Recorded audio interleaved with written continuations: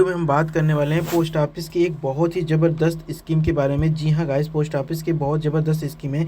इसमें आपको करीब 8.2% के इंटरेस्ट रेट मिल रहा है। दोस्तों मैं आपको बता दूं, पोस्ट ऑफिस में करीब 8% से ऊपर इंटरेस्ट रेट बहुत ही रेयर मिलता है। तो इस स्कीम के बारे में पूरा आप देखिएगा, पूरा वीडियो कंप्लीट देखिएगा। मैं आपको स्टेप बाय स्टेप सारी चीज़ें बात करने वाला हूँ कि इसमें आपको 8.2% का आपको रिटर्न कैसे मिल रहा है। तो दोस्तों इस वीडियो के साथ अंत तक बने रहिए। दोस्तों ये पोस्ट ऑफिस की जो स्कीम है ना, बहुत ही बेहतरीन स्कीम है। जो करंट टाइम में जो स्कीम चल रही है वो सुकन्या समृद्धि योजना है, और दूसरी जो स्कीम जो है सबसे पॉपुलर स्कीम है वो सीनियर सिटीजन सेविंग स्कीम है।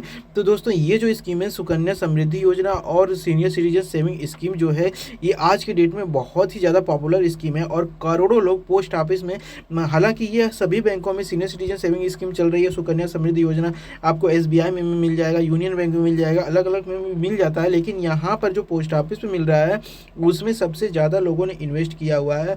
क्योंकि पोस्ट ऑफिस में क्या कारण है नहीं मालूम, लेकिन यहाँ पर कुछ इंटरेस्ट रेट अदर बैंकों के कंपेयर में थोड़ा सा अधिक ही मिल रहा है। दोस्तों यदि आप एलिजिबिलिटी की बात करें तो कम से कम आपकी जो एज है 18 साल से ऊपर की होनी चाहिए। 18 साल से ऊपर है तभी आप इसमें इन्वेस्ट कर सकते हैं। और दूसरी बात यहाँ पर, जैसे कि अगर हम सुकन्या समृद्धि योजना में, तो वो लड़की जो है कम से कम 1 साल से लेकर के 10 साल तक, यहाँ पर 1 साल से लेकर के 10 साल तक आप यहाँ पर इन्वेस्ट कर सकते हैं।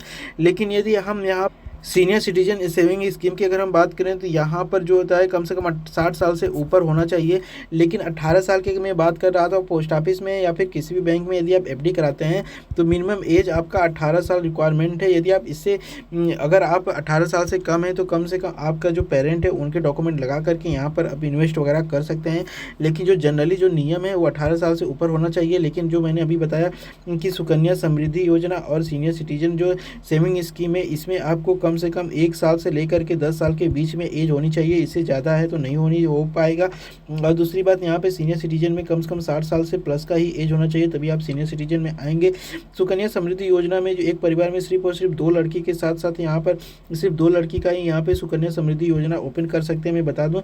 और यदि आप बाय द वे मान लीजिए आपके पास एक लड़की है, एक कोई गर्ल है, और उसके बाद अचानक दूसरी बार में आपकी कोई 2 गर्ल हो गई, तो वहाँ पर तीनों लोगों को यहाँ पर मिल जाता है जो सुकन्या समृद्धि का फ़ायदा यहाँ पे 3 लोग उठा सकते हैं। लेकिन यदि सिंगल यदि 3 गर्ल होती है, एक बार में 1 गर्ल होती है, 2 बार में, 3 बार में अगर ऐसे होती है, तो यहाँ पर सिर्फ और सिर्फ एक परिवार में सिर्फ 2 ही गर्ल को यहाँ पे मिल सकता है सुकन्या समृद्धि योजना का फ़ायदा। दोस्तों कंडीशन बस इतने, इन योजनाओं को फ़ायदा उठाने के लिए कम से कम आपको पहले भारत का नागरिक तो होना ही होना चाहिए।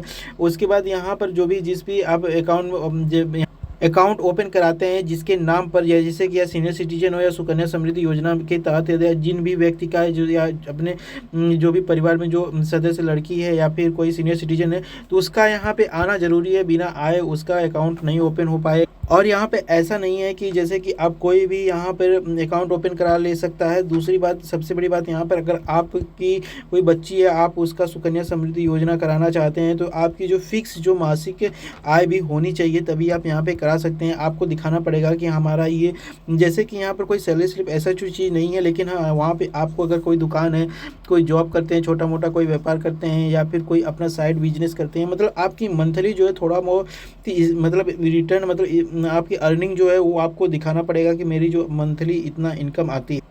उसी तरीके से सीनियर सिटीजन जो सेविंग स्कीम है, इसमें भी आपको अपना जो है इनकम सोर्स थोड़ा बहुत दिखाना पड़ेगा, तभी आप इसमें इन्वेस्ट कर सकते हैं। दोस्तों सुकन्या समृद्धि योजना की अगर हम बात करें तो यहाँ पर आप जो है 15 साल के लिए आप इसमें इन्वेस्ट करते हैं। मान लीजिए यदि आप 5 साल के एज से अपने बच्ची का आपने अगर 5 साल के एज से अगर उसने आपने स्टार्ट किया है सुकन्या समृद्धि योजना, तो वो नेक्स्ट 20 साल तक जब तक वो होगी तब तक ये सुकन्या समृद्धि योजना चलेगा।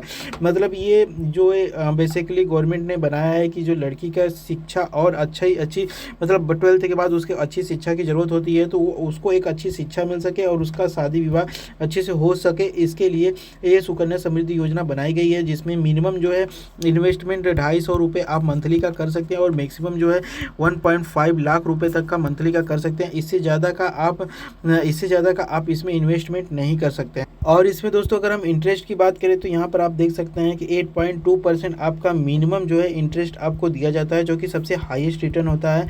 क्योंकि अगर हम FD की बात करें तो FD में आपको इंटरेस्ट रेट काफ़ी कम मिलता है, लेकिन सुकन्या समृद्धि योजना योजना में आपको 8.2% का यहाँ पे सबसे हाईएस्ट रिटर्न देखने को मिल जाता है। और जैसा कि मैंने आपको बताया कि 15 साल तक ये अकाउंट होता ही होता है। और यहाँ पर जब उसकी शादी वगैरह होती है या जैसे कि 21 साल बाद या 18 साल के बाद, तो वो उस पैसे को आप निकाल सकते हैं, या तो उस लड़की की शादी वगैरह होने लगती है तब उस पैसे को निकाल सकते हैं। मतलब कम से कम उसे 15 साल के लिए उसे आपको इन्वेस्ट करना ही पड़ेगा। और यहाँ पर जैसे कि मैंने बताया कि 250 रुपये आपको इन्वेस्टमेंट करना पड़ेगा, और मैक्सिमम आप 1.5 से ज़्यादा आप इसमें इन्वेस्टमेंट नहीं कर सकते।